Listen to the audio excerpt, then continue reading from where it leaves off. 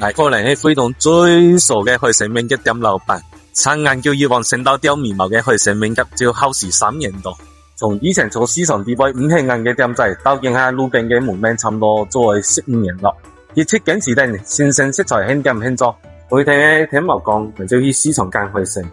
有唔解講係傻，天上嘅東邊嘅方片，喺外地嘅會動人嘅最高比較調，新唔新鮮一食就試得出來。而喺外牛湯底。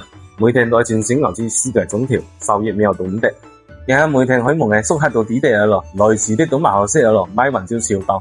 雖然講係每天半夜3點嚟鐘嘅就去開始備貨，一切做到安全又要調下仔。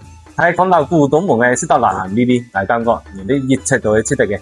嗱，咩咁嘅花里胡哨嘅發通，就像會動嘅朋友可以食到業王精髓食料嘅名吉，來會動旅遊嘅客人，上一後就可以記住會動嘅成。睇啲來試下仲係會唔會識用心做出嚟海鮮面嘅，嚟做會唔會識定義，使嘅。